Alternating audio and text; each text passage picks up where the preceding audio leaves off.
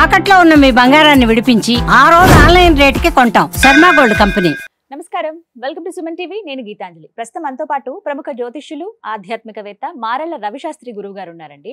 గురువుగారి గురించి ఒక మాటలో చెప్పాలంటే, సాధారణంగా మనం ఎవరైనా ఒకళ్ళిద్దరు గురువుల్ని కలిస్తేనే అది అదృష్టంగా భావిస్తాం.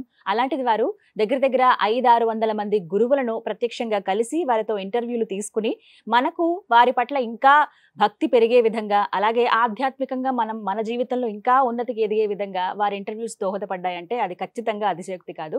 ఇది మరొకసారి వారి సమయం అడిగాము. వారు ఎంతో మంచి మనసుతో అంగీకరించారు. ఇవాళ మెడిటేషన్ గురించి చాలా అమూల్యమైన విషయాలు తెలుసుకుందాం. గురుగారితో మాట్లాడదాం. గురుగారు నమస్కారం అండి. నమస్తే అమ్మా. గురుగారు, అహంకారానికి, మనసుకి, ధ్యానానికి సంబంధం ఏంటి? వీటి గురించి ఇవాళ మాట్లాడుకుందామండి. ఎందుకంటే ఈ మూడు అంతర్గతంగా ముడిపడి ఉంటాయని చెబుతూ ఉంటారు. వీటి గురించి విశ్లేషణ. అహంకారం అనేది మనసు యొక్క స్థితి. మనస్సుగా పనిచేస్తుంది. మనస్సే ఉన్నతంగా పనిచేస్తే బుద్ధిగా ఉంటుంది.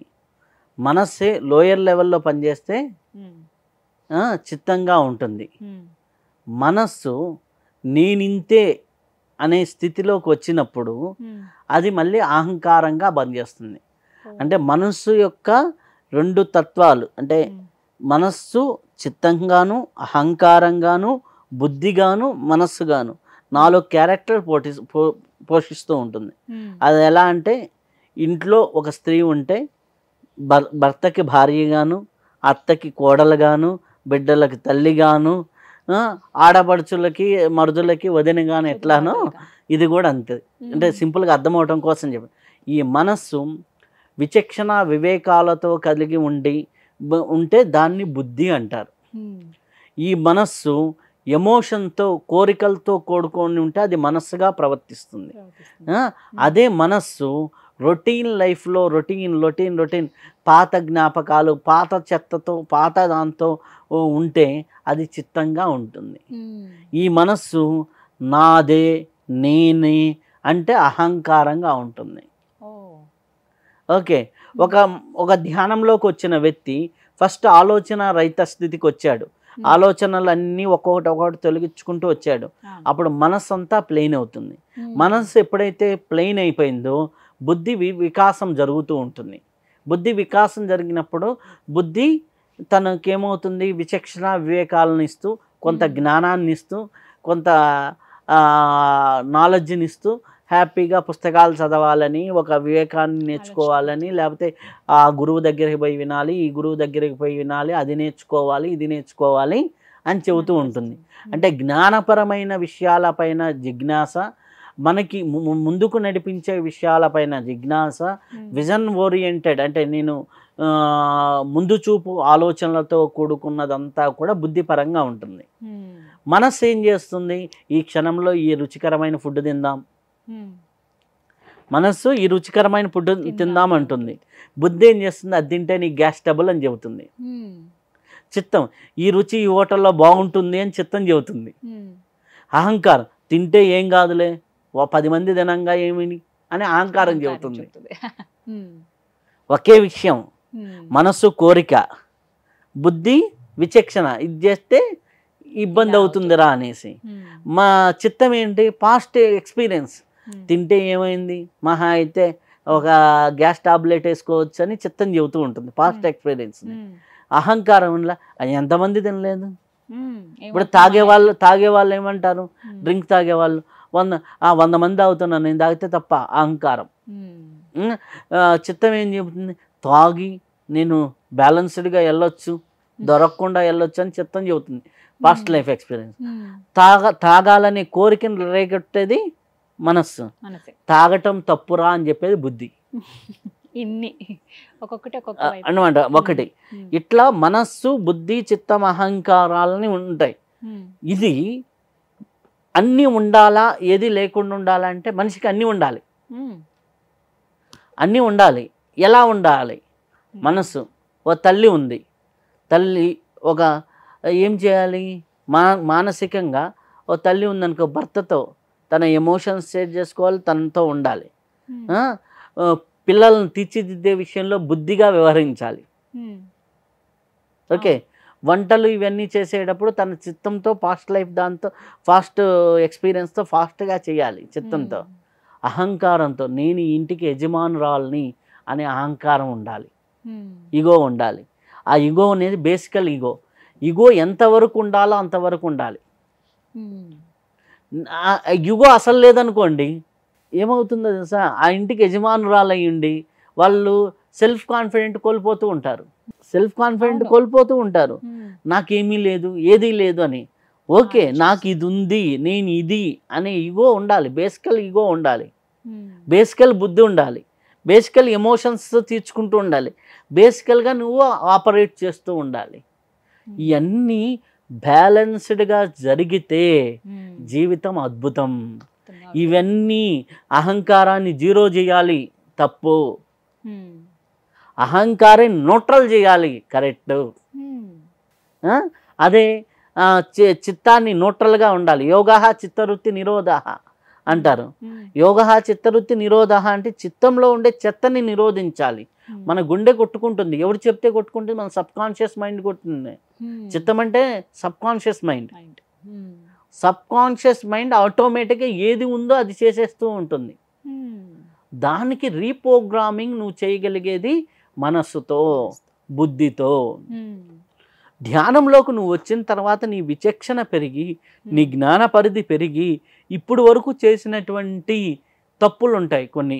ఒరే నేను ఇట్లా తిరగటం తప్పు అని ఇది చెప్తూ చెప్తూ చెప్తూ వచ్చేసరికి ఒక 60 రోజులు అది ప్రాక్టీస్ చేస్తే ఆటోమేటిక్గా వీడికి వచ్చి చిత్తంలో ఏమవుతుంది, అది తప్పు. ఓకే, ఒక వ్యక్తి ఉన్నాడు, ఉదయాన్నే 7 గంటలకో 8 గంటలకో నిద్ర లేస్తాడు. కాదు నేను 5 గంటలకి నిద్ర లేవాలి అనేది ప్రాక్టీస్ చేయడం మొదలు. ఫస్ట్ రోజు కష్టంగా ఉంటుంది. అబ్బా, మనసు ఏం చెబుతుంది, బెడ్ మీద హాయిగా ఉందిరా, ఎందుకురా లేచేదంటుంది. బుద్ధి 5 గంటలకు లేస్తే ఆరోగ్యానికి మంచిదని చెబుతుంది. చిత్తం, అబ్బా నిన్న కూడా పండుకున్నావు కదా, ఈరోజు పండుకోవచ్చు కదా, హాయిగా ఉంది కదా అని చిత్తం చెబుతుంది. అహంకారం, నేను పండుకుంటే ఎవడు ఆపుతాడు, నేను పండుకుంటే ఎవడు కాదంటాడు అని అహంకారం చెబుతుంది. మనస్సుని ఎమోషన్, ఆ సుఖాన్ని నుంచి తప్పించి అబ్బా లేస్తే మంచిదని బుద్ధి మాట విన్నావు అనుకోండి, ఫస్ట్ లేస్తే మంచిది అని లేచావు, 2వ రోజు అదే చెప్పావు, 3వ రోజు అదే చెప్పావు, 4వ రోజు అదే చెప్పావు, 21 రోజులకి ఈ చిత్తానికి అలవాటు అయిపోతుంది. ఇది అలవాటు కింద. అలాగే ఒక 63 రోజులకి ఆటోమేటిక్గా ఈ చిత్తానికి ప్రాసెస్ అయిపోతుంది. 5ంటికి లేవటం మన అలవాటు, కామన్ నథింగ్. 63 రోజులకి కామన్ అయిపోతుంది. అహంకారానికి ఓహో, అప్పుడు ఏమో అహంకారంలో థాట్ ప్రాసెస్ మారుతుంది. నేను 5ంటికి లేవాలి, నేను 5ంటికి లేస్తాను, నేను 5ంటికి లేచేవాడిని అని థాట్ ప్రాసెస్ అహంకారంలో మారిపోతుంది. నేను ఉదయాన్నే 5ంటికి లేస్తానండి అంటాడు లేచే వ్యక్తి. ఉదయాన్నే 5ంటికి లేస్తే ఆరోగ్యం అండి అంటాడు. అది ఈగోగా చెప్తాడు. అర్థమైందా? అది సెల్ఫ్ కాన్ఫిడెంట్గా చెప్తాడు. చూడండి, ఈ 4 అలైన్మెంట్లో ఉండి ఈ 25% 4 ఈక్వల్గా ఉంటే ధ్యానం చేసే పని ఏంటంటే మనసు, చిత్తము, బుద్ధి, అహంకారాన్ని ఈక్వల్ చేస్తుంది. ఏది ఎప్పుడు ఎంత వాడాలో అంత వాడేటట్టు చేస్తుంది. లేదు అంటే మనస్సు పని పెంచుకుంటూ వెళ్తే ఇది ఎమోషన్లో కొట్టుకొని వెళ్తాడు. నేను లేడీస్ అనుకోండి, ఆ చీర కొనాలి, ఈ చీర కొనాలి, ఈ చీర కొంటేనే గ్రేట్, ఆ చీర కొంటేనే గ్రేట్, ఎమోషన్ డ్రామా. లేకపోతే ఈ ఉద్యోగం సంపాదిస్తే గ్రేట్, ఆ ఉద్యోగం సంపాదిస్తే లేట్, అది గ్రేట్, ఇది గ్రేట్ అని దాంట్లో మనసు ఎమోషన్. ఏది పడితే దాంట్లోకి వెళ్ళిపోతారు, గాల్లో సుడిగుండంలో కొట్టుకపోయినట్టు మనసు. బుద్ధి ఏంది, అది తప్పురా, ఇది తప్పురా, ఇది తప్పురా అని కొంచెం కాలం చెబుతుంది. వీడికి ఇదే అలవాటు కదా అని వదిలేస్తుంది. ఫస్ట్ ఎవడన్నా తాగడానికి వెళ్ళాడు, తప్పురా తప్పురా తప్పురా అని చెబుతుంటుంది బుద్ధి. ఒక 20 సార్లు తాగాడు, నీ కర్మరా అని వదిలేస్తుంది బుద్ధి, చెప్పడం ఆపేది. వాడికి అదేమైపోతుంది, ఈ లోపల తాగడం అనేది అలవాటు కింద చిత్తంలోకి అయిపోతుంది. తాగడం అనేది ఒక స్టేటస్ కింద వాడు ఫీల్ అవుతాడు అహంకారంలో. అర్థమైందా? ఇదే ప్రాసెస్. సో అది ధ్యానం చేసిన వాడికి విచక్షణ, వివేకము. ఎందుకు విచక్షణ వివేకాలు పెరుగుతాయి అంటే ధ్యానం అనేది సత్య జ్ఞాన ప్రకాశిని. సత్యమేదో దర్శింప చేస్తుంది.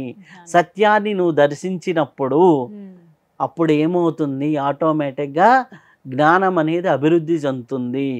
జ్ఞానం అభివృద్ధి చెందితే ఏమవుతుంది, జ్ఞానార్థదేన కర్మ. జ్ఞానం కర్మని దహిస్తుంది. కర్మని ఎప్పుడైతే దహిస్తుందో కర్మానుసారిని బుద్ధి. కర్మ ప్రకారం బుద్ధి పనిచేస్తుంది. బుద్ధ్యానుసారిని మనస్సు ప్రకారం బుద్ధిని బట్టి మన ఆలోచన విధానం మన మనస్సు ఉంటుంది. మనసును బట్టి చిత్తం బట్టి అహంకారం ఉంటుంది. ఎప్పుడైతే నువ్వు ధ్యానం చేస్తావో, ధ్యానం నీకు సత్య జ్ఞానాన్ని ప్రసాదించినప్పుడు అదేమవుతుంది, బుద్ధిని వికసింపజేసి బుద్ధి ద్వారా నీకు చిత్తాన్ని అహంకారాన్ని శుద్ధి చేస్తుంది. శుద్ధి చేసి ఏది ఎప్పుడు ఎంత ప్రవర్తించాలో, ఎక్కడ ఎలా ప్రవర్తించాలో చేయాలి. ఇప్పుడు ఫర్ ఎగ్జాంపుల్ ఒక కలెక్టర్ ఉన్నాడు. కలెక్టర్ ఒక నార్మల్గా టీషర్ట్ వేసుకొని ఏదో లో మైండ్ సెట్తో ఏదో వంగి ఒక ప్యూన్ లాగా వచ్చి స్టేజ్ మీద కూర్చున్నాడు అనుకోండి, మీకు ఎలా ఉంటుంది? అసలు బాగుండదు. సినిమాలో హీరో క్యారెక్టర్ చూద్దాం, హీరో క్యారెక్టర్ ఉంది. హీరో క్యారెక్టర్ ఏదో పని మనిషిలాగా సింపుల్గా ఏదేదో వంగుతూ నడుచుకుంటూ వచ్చాడనుకోండి, ఎలా ఉంటుంది? అసలు అలా ఊహించుకోలేం కదా. అర్థమైందా? ఆ టీవీ లేదురా అంటారు. ఆ టీవీని, ఆ దర్పాన్ని, ఆ సెల్ఫ్ కాన్ఫిడెంట్ని చూపించేది అహంకారం. ఈగో ఎంత ఉండాలో అంత ఉండాలి. చిత్తానికి ఆటోమేటిక్ ప్రోగ్రామింగ్ అంటే దాంట్లో సబ్కాన్షియస్గా జరిగే ప్రాసెస్లన్నీ చిత్తం ద్వారా ఉంటాయి. అలా చిత్తంలోకి నువ్వేం చేయాలి, మంచి ప్రోగ్రామింగ్ నింపాలి. అది బుద్ధి ద్వారా మాత్రమే సాధ్యం. బుద్ధి ఎప్పుడు వింటుంది, మనస్సు ద్వారానే వింటుంది. మనస్సు బుద్ధిగా మారాలంటే ఏం చేయాలి, నువ్వు జ్ఞానం పెరగాలి. జ్ఞానం పెరగాలంటే ఏం చేయాలి, ధ్యానం చేయాలి. అన్ని ఇంటర్లింక్డ్ ఉన్నాయి ఒక్కొక్కటి. ఈ 4 కీస్ ఎప్పుడైతే నీకులో ఉంటుందో నీలో ఒక సత్ప్రవర్తన అనేది వస్తుంది. సత్ప్రవర్తన రావాలి అంటే నీలో జ్ఞానం వికసించాలి. జ్ఞానం వికసించాలంటే ధ్యానం చేయాలి. లింక్ మళ్ళీ తిరిగి ఇలా చాలా చక్కగా వివరించారు గురుగారు. ధన్యవాదాలండి.